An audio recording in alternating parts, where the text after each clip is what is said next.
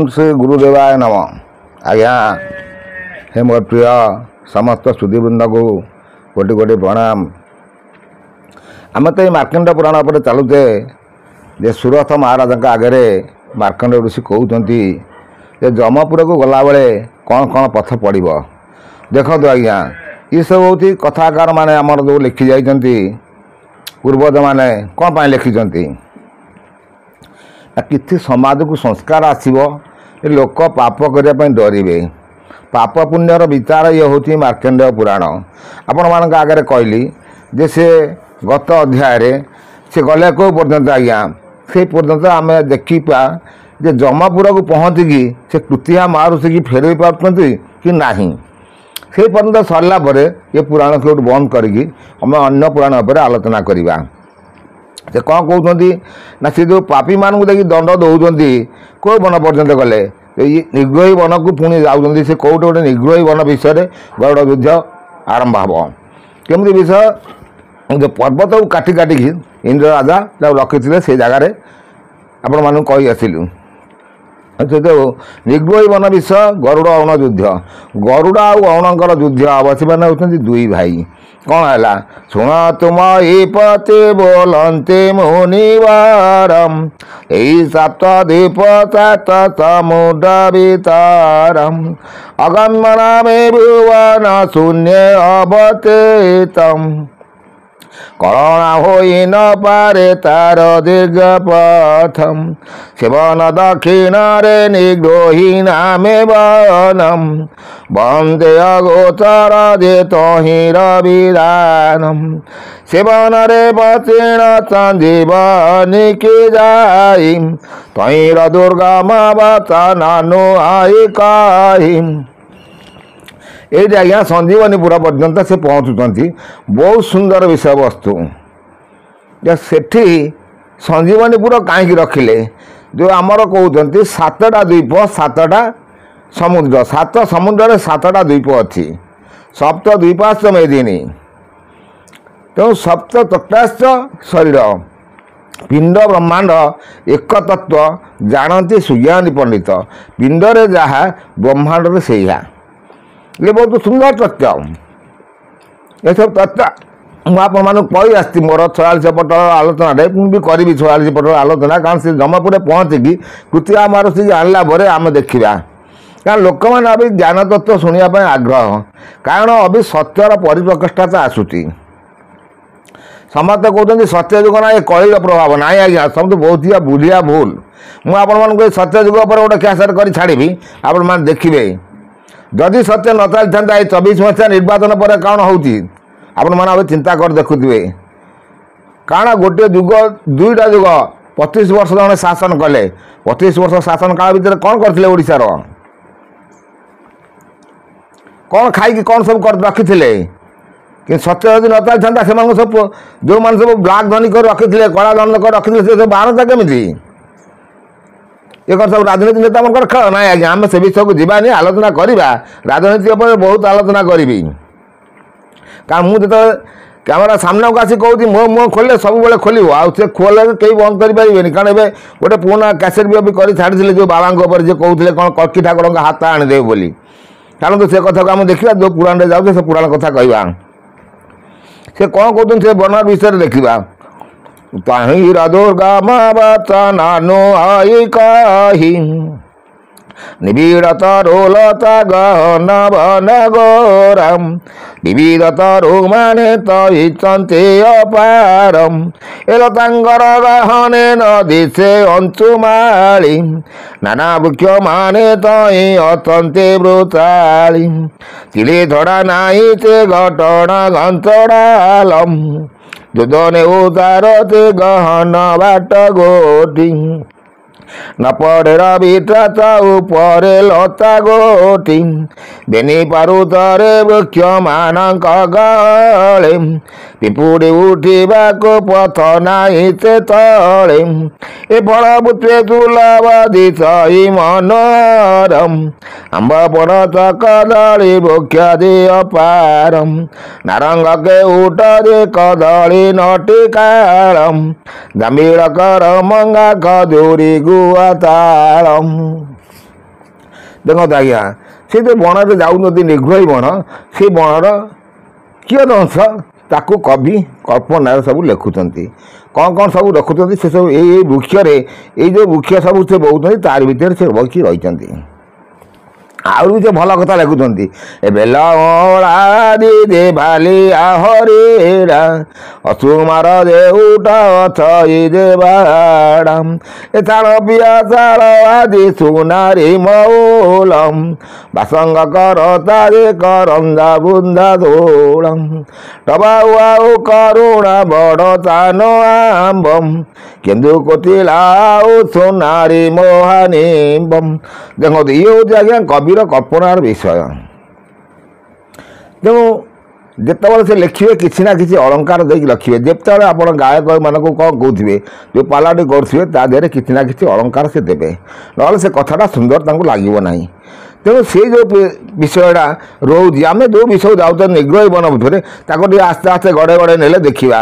ଏ ବଉଳ ତୁରେ ଅଣା ଦେ ପାଟଳି ମନ୍ଦାରମ ବିବିଧ କୁତୁମେ ଦୂତ ନାନା ଫଳମାନମ ବନ ତରୁଲତା ଆଦି ମିଶ୍ରଣ ଗହନମ ଏ ଅପୂର୍ବ ମନ ଗୋଟା ଦେଖିଲେ ମନ ମୋହି ବୃକ୍ଷ ହୋଇ ଯେତେକ ସବୁ ସେ ଅଛଇ ତହିଁ।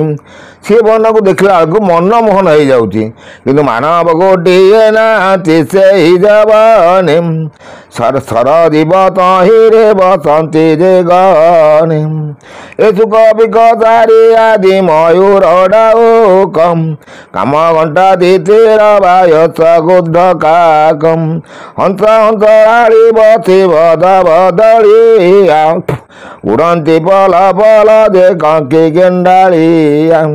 ଦେଖ ସେ ଗୋଟିଏ ଏତେ ସୁନ୍ଦର ବିଶ୍ୱ ବନ ଦେଖୁଛନ୍ତି, ସେଠି ମାନବ ବୋଲି ଲୋକ କେହି ନାହାନ୍ତି, ଖାଲି ପଶୁ ପକ୍ଷୀଙ୍କର ସେ ଜଙ୍ଗଲ। ସେ କ'ଣ କହୁଛନ୍ତି, ଆହୁରି ଭଲ କଥା କହୁଛନ୍ତି।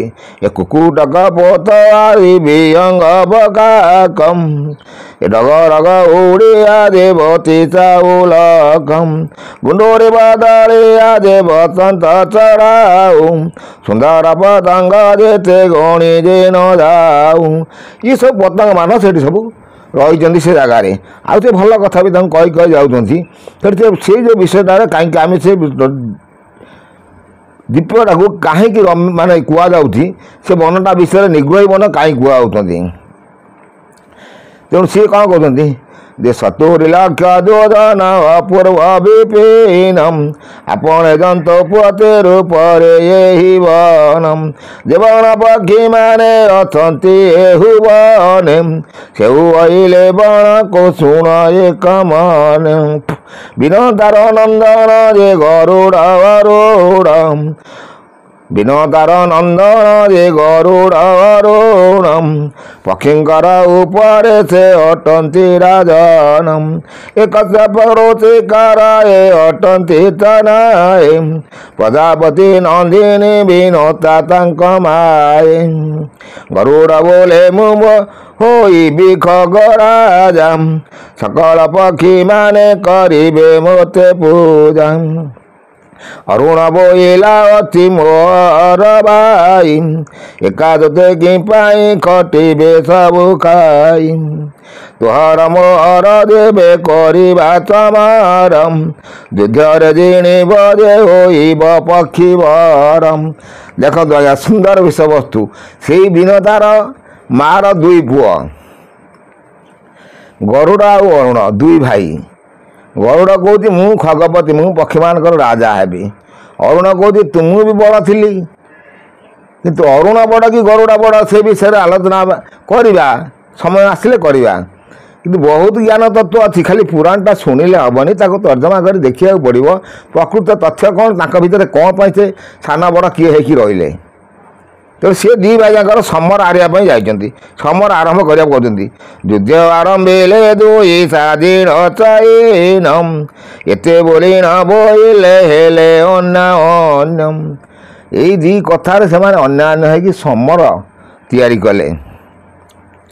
समस्त संपद अर्थे सोदर भावना न काले सोदरे दुहे बैरी होइले ए सते कबर सताई कले कचमारम पक्षी बाता घाते कंपिला कोतिनीपुरम ए पक्षिंकर पवने न बहिला बतासम वनगिरी कंदर होइला सबुनाशम पक्षिंकर उत्तपाते पृथिवी आकोलम थरहर होइण कंपन्ति गिरिमालम ए गरुड़ वरुण दोई भाइंकर काली दुहिंकर पक्षघाते कंपिला महियाली उलुकापात जहु होइला कचतारे ब्रह्मा विजय कले समर घोर ठारे।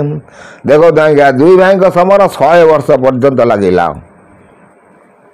सेठी कौन है ना एत पक्षाघात होती कई आ पृथ्वी असंभाल हो पड़े तेणु स्वयं ब्रह्मा आसी से जगार पहुँचले ब्रह्मा आसी कौन कहते ना दूर डाक देले रह रह पक्षी माने आमे जाई कथा कहबू सावधान कली न कर बोले विष्णुकर शपथम आज्ञा भक्त कले जे होइब भस्मीभूतम शुणी न पक्षी माने समर तेजा कले ब्रह्मांकर मुख जाई सिरे कर देले गरुड़ ब्रह्मांक मुख चाइन बोइलम तुम्हें जणु विजय कल भला होइलम ए आम दुईंका अनर्थ बुद्धि भागुताई ज्येष्ठ कनिष्ठ आंबे जे अटुबे निभाई। देख आज्ञा जिते ब्रह्मा आसी से युद्ध क्षेत्र में पहुँचले से कहते आपण आसी पहुँचले भल है आम दुईंक भितर बड़ किए सान किए मुझे आगुरी कहती बड़ सान विषय से आलोचना कर विधाता बोइले आंबे कहू सत्यवाणी जेठ तुम्हार जन्म कथा निश्चय अछु जानी विधाता से मैंने विधाता बोले ब्रह्मा कहते आम सत्यवाणी कहवा तुम दुई भाई भितर बड़ किए सान किए कौन से विषय से कहते किए बड़ किए सान भल भल सुंदर सुंदर बहुत गंठी गंठीर ज्ञान जोटा कि सब पूर्वजन्म कहानी नहीं कि सी सबू थाए तेणु ये जो कल्की ठाकुर पर कहते कि ना आज्ञा ज्ञान से साधु नहीं कथा कही बसिले पूर्वजन्म कहानी सब शुणिले एम सब तारा हो अरे छाड़ू आम से विषय देखा आस्ते आस्ते मत मत खाली उंकी उंकी मारुति से कहते ए कश्यप बारिजा देवी नता महाती तुम दुई को धरी होइला गर्भवती ए प्रसव समय हेला अंडा धोई जातम देखी न मने बने बाड़ित पुवंतम ज्येष्ठ डिम्ब गोटे मुनि जन करे गेनी प्रसन्न होइन आज्ञा देले महामुनि बोइले तुरु दे होइब अवतारम पक्षिंक उपरे ते होइब नृपवारम गरुड़ उड़दंक दे उपरे हुए राजम जावतक माने करिबे तांको पूजम अरे कडिम्ब गोटे नीण मुनि करे बेनी डिम्ब देले नहीं विनोता गोचरे विनोता रखिले ता अति जत्न करी अनेक दिन तही गला कव पथरी ए विमन विनोता दे कनिष्ठ डिम्ब गोटी भग आगे गारी कले तर्जनी अंगोष्ठी।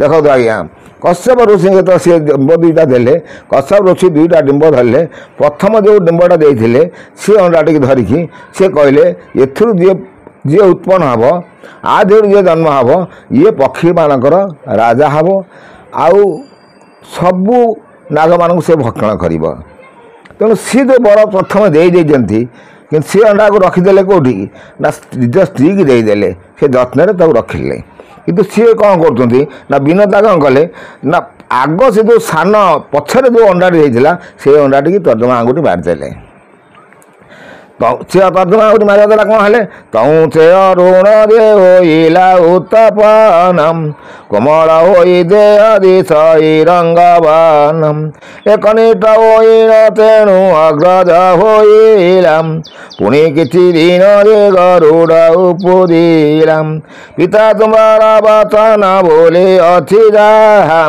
तेणु करी गरुड़ होइब खगनाहा एते बोले राजा जे पक्षी इंद्रपति गरुड़र तीड़े ताड़ी बांधिले तक्षसी छाड़ी देई करी दाता गले निज पुरी अरुण देखी तांकु मने दुख करी लागे बाउड़िला अपनार सैन्य घेनी प्रवेश होइले ते भुवन संजीवनी ब्रह्मा से बुझेला जे गरुड़ होउची बड़ अरुण तू सान है ते माँ आगुरी फुटेबार तू लाल वर्ण है जन्म हेलु देख ये सब कविर कल्पनार कथा तेणु आम केते सत केते मिछ भाविबा सत हो बा मिछ हो जितेबाला आमर वेद वेदांतर सब सृष्टि कराई स्वयं जो अष्टादश पुराण व्यासदेव रचना कर समाजर संस्कार पाई से समाज संस्कार नहब बोली से भागवत पोथी पुणी रचना करते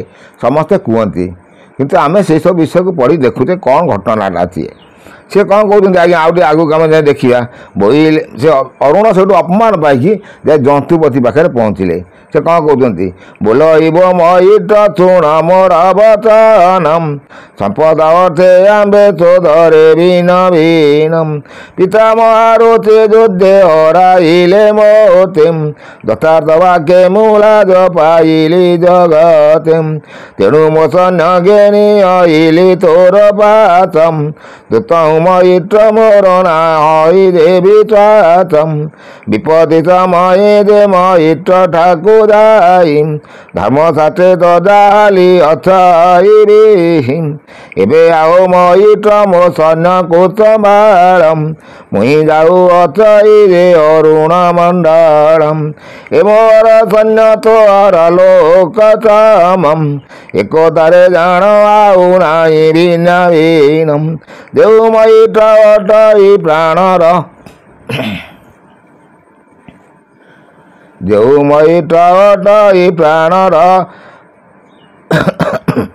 प्राणर समानम तुम्हें मयिट मोर संभाली थाओ सैन्यम तेणु से मयिट को कहते मोर सैन्य को आपण संभालतु मु मोर जाकि रथरे पड़ेबी जंतुपति बोइले सैन्य लागई मोते तुम्हें सदा रही पितांगर रथे जेबे तुम्हें पितांगर थिब निराने आमको दया एका करिथिबे जे मने अरुण बोइला दया अटई तुमारम सबु कथा जानती जे जगत ईश्वरम से अरुण पाखे से पक्षी मान छाड़ी सी सूर्यपुर को पलि जावाई चिंताहारा कले सुंदर सुंदर कहानी शुणिले मन ध्यान देखिए किसी आपण तो सब बहुत चैनल देखुं बहुत चैनल शुणुंट किंतु कौन जगह मार्कंड पुराण नथिबे कई पढ़ु नथिबे कारण समस्त भी खाली निजर भ्यू बढ़ाई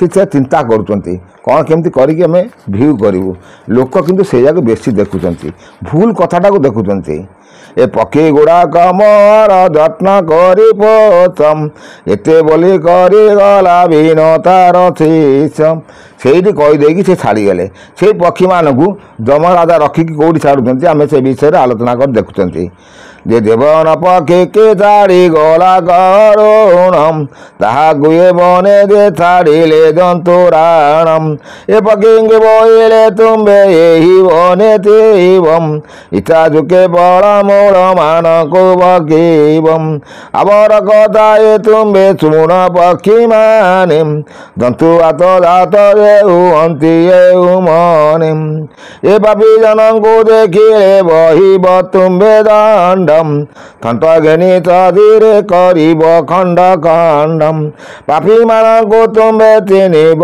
देउ मते तही रथ को न आंबे कहबा जगते ए पुण्यमंग उज्जवल पापी जनमयीराम कालपाती सदा थाई तांकर गलाम ସେଇଠି ଯମରାଜ କ'ଣ କଲେ ନା ସେ ସବୁ ପକ୍ଷୀମାନଙ୍କୁ କହିଲେ ତମେ ଏଇଠି ରହିଥିବ, ପାପୀମାନଙ୍କୁ ଏଇ ବନ ଦେଇକି ଯେତେବେଳେ ଯିବେ ଆମ ଯମଦୂତମାନେ ଯେତେବେଳେ ନେଇକି ଯିବେ ସେମାନଙ୍କ ପାଇଁ ଦଣ୍ଡବିଧାନ କରିବ। ତେଣୁ ପାପୀ ଜନମାନଙ୍କ ମଇଳା ହେଇକି ତାଙ୍କ ବେକରେ କାଳଫାସ ପଡ଼ିଥିବ, ପୁଣ୍ୟଜନମାନଙ୍କ ବେକରେ କିଛି ନଥିବ। ଦେଖନ୍ତୁ ଯମପୁର ବି ପୁଣ୍ୟ ଯିବ, ପୁଣ୍ୟ ଆତ୍ମା ବି ଯିବ, ପାପ ଆତ୍ମା ବି ଯିବ। କାରଣ ସେଠି ଚିତ୍ରଗୁପ୍ତ ପାଞ୍ଜିରେ ବିଚାର ହେବ। ଏସବୁ ବହୁତ ତଥ୍ୟ ଅଛି। ତେଣୁ ସେ ବିଷୟରେ ସେ କହୁଛନ୍ତି, କିଏ କହୁଛନ୍ତି ନା କାଳ ବିକାଳ କହୁଛନ୍ତି ମାର୍କଣ୍ଡ ଋଷିଙ୍କ ଆଗରେ। ମାର୍କଣ୍ଡ ଋଷି କହୁଛନ୍ତି ସୁରଥ ଋଷି ଆଗରେ, ସୁରଥ ମୁନି ରାଜାଙ୍କ ଆଗରେ ଭଲ କଥା କହୁଛନ୍ତି। କାଳପାତ ତଦାଥାଇ ତାହାଙ୍କର ଗଳାମ ହେମନ୍ତ ଲୋକଙ୍କୁ ଦେଖି ଯେ ଦଣ୍ଡ ଦେବ, କାଳ ବିକାଳଙ୍କୁ ଦେଉ ପ୍ରୋଧନ କରିବ। ଏତେ କହି ଯମରାଜା ଛାଡ଼ି ଗଲେ ଏଥେ, ତେଣୁ ଏ ପକ୍ଷୀମାନେ ଥାନ୍ତି ଏହି ପଥେ। ଏ ବଦନ୍ତି କାଳ ବିକାଳ ଶୁଣ ମହାମୁନି, ମତେ ଦେହ ଦଇ କରି ହୋଇଲେ ଅଜ୍ଞାନୀ। ସେ କାଳ ବିକାଳ କହୁଛନ୍ତି ଯେ ମଞ୍ଚପୁରରେ ଜନ୍ମ ହୋଇକି ଅଜ୍ଞାନତାପଣରେ କ'ଣ କ'ଣ ହଳେ ସେ ଅଜ୍ଞାନ ବିଷୟରେ ସେ କହୁଛନ୍ତି। ଆମେ ଆପଣଙ୍କୁ କହିବା ସେ କ'ଣ କହୁଛନ୍ତି। ଏ ଧର୍ମ ପୁରାଣ ଯେ ନର ନ ଶୁଣାଇ କନେ, ଦେବତା ଇଷ୍ଟ ବୋଲି ନ ଚିହ୍ନାଇ ସେ ଜ୍ଞାନେ। ଏ ମୁଖେ ହରି କଥା ଯେ ନ କହିଲା କଦନମ, ଛନ୍ଦ କୁଟ ମାୟାରେ ଯେ ନିତ୍ୟ ନେଲା ବନମ। ଭିକୁ ଜଣଙ୍କୁ ଯେ କରାଇছে ନିରାଚମ, ଅଶ୍ରୁତି ଲୋକ ଦେଖି ଯେ କରେ ଉପବାସମ। କଳି କରି ବଚନ ଯେ କହି ପରକୁ, ଦାଣ୍ଡ କଳି ଆଣଇ ଯେ ଆପଣା ଘରକୁ। ଦେଖନ୍ତୁ ଆଜ୍ଞା ସେ କହୁଛନ୍ତି ଯେଉଁ ଜନ ମନୁଷ୍ୟ ମାନବ ଜନ୍ମ ହେଉଛି ଦୁର୍ଲଭ ଜନ୍ମ। ତେଣୁ ସେ ଜନ୍ମ ଭିତରେ ଖାଲି କର୍ମ ଅଛି, ଖାଲି କର୍ମ କରି ପଇସା ରୋଜଗାର କରିକି ଆମେ ବଡ଼ ଲୋକ ହେଇକି ଚଳିବା। ନାଇଁ ନାଇଁ ନାଇଁ ଆଜ୍ଞା, ବହୁତ ଭୁଲ ରାସ୍ତା। କାରଣ ବଡ଼ ଲୋକ ଆପଣ ଯେତେ କୋଟି କୋଟି ଟଙ୍କା ସମ୍ପତ୍ତିର ମାଲିକ, ଗଲାବେଳେ କ'ଣ ଯିବ, କ'ଣ ନେଇଯିବେ ଆପଣ? ଗଲାବେଳେ କିଏ ନିଆଁ ଦେବ? ଆପଣଙ୍କୁ ଆପଣଙ୍କର ଯେଉଁ ସନ୍ତାନକୁ ଜନ୍ମ କରିଥିବେ, ଯାହାକୁ ବ୍ରହ୍ମ ଦେଇ ଜନ୍ମ କଲେ, ସେଇ ଆଗେ ନିଆଁ ଦେଇକି ଆଗେ ଶ୍ମଶାନରୁ ଫେରି ଆସିବ ବିମୁଖ ହେଇକି। ପ୍ରିୟ କୁଟୁମ୍ବ ଆଦି ଥିବେ ସେଇମାନେ ପୋଡ଼ିକି ଆପଣଙ୍କୁ ଆସିବେ। ବହୁତ ସୁନ୍ଦର ସୁନ୍ଦର ତତ୍ତ୍ୱ ଜ୍ଞାନ ଯଦି ଆପଣମାନେ ଧୀରେ ମନାଇ ଶୁଣିବେ ସେ କଥା ସେ କହୁଛନ୍ତି। ଆଉ ସେ କ'ଣ କହୁଛନ୍ତି, ବିଷ୍ଣୁ ବାତରେ ଯେ ଜନ ଭୁଞ୍ଜ ଇଟି ଅନମ, ବୃହସ୍ପତି ବାରେ ଯେଉ ବିକଇ ଚୁବନମ। ହେମନ୍ତ ପାଣି ଯେବେ ବନରେ ପଚାଇ, କାଳକୁଟ ତା ଶରୀରକୁ ଯେ ବାନ୍ଧଇ। ଗହଳ ପକ୍ଷୀଙ୍କର ଯେ ମୁଖ ରାବ ପାଣି, ଶରୀର କାତର ହୁଇ ତା ଶୁଣି। ଏଇସବୁ ବିଷୟ ଦେଖିଲେ ଯେଉଁଠି ସବୁ ମାନେ କରିବେ ସେଇମାନଙ୍କୁ ଏଠି ସେ ଦଣ୍ଡ ଦିଅନ୍ତି। ତେଣୁ ସେ ସେଇ ବିଷୟରେ କହୁଛନ୍ତି। କାହାକୁ କହୁଛନ୍ତି? ସୁରଥ ମହାରାଜଙ୍କୁ ମାର୍କଣ୍ଡ ଋଷି ସବୁ ବୁଝାଉଛନ୍ତି। ଏ ତ୍ରିପଣ୍ଡବ ହଇ ଆତ୍ମା ହୁଇ ବିକାଳମ, ପବନ ବେଉଣି ଯେ ଶରୀରୁ ବହି ଜାଳମ। ଶରୀର ଆକୁଳ ହୁଏ ଗୋଳ ଗୋଳି ଖାଏ, ବଳପୁତ୍ର ତାକୁ ଦିଶଇ ବିଷ ପ୍ରାୟ। ବାଇରଙ୍କ ଆଚଇ ପଡ଼ଇ ତା ଉପରେ, ମିଳାଇ ମାଂସ ତାର ପଡ଼ଇ ମହିରେ। ଦେଖନ୍ତୁ ଆଜ୍ଞା, ଯେ ବିଛୁଆତି ବାଇରଙ୍କ କୁହନ୍ତି, ସେ ବାଇରଙ୍କ ବି ସେ ଜଙ୍ଗଲରେ ଥାଏ, ସେଇ ପାପୀମାନଙ୍କୁ ସେଠି ସେ ଦଣ୍ଡ ଦିଏ। ଏସବୁ ବହୁତ ସୁନ୍ଦର ସୁନ୍ଦର ତଥ୍ୟ ପୁଣି ଆପଣମାନେ ଦେଖିବେ। ଆମକୁ ସେ ଯେଉଁ କାଳାନ୍ତକ ବଟ ବା ସଞ୍ଜୀବନୀପୁରର ଆମେ ପହଞ୍ଚିଯିବା। ନେକ୍ସଟ ଅଧ୍ୟାୟରେ ଆମେ ସଞ୍ଜୀବନୀପୁରରେ ପହଞ୍ଚିଗଲେ ସେଠି ଦେଖିବା ସଞ୍ଜୀବନୀପୁରର ବର୍ଣ୍ଣନା କେମିତି ସେ କରୁଛନ୍ତି।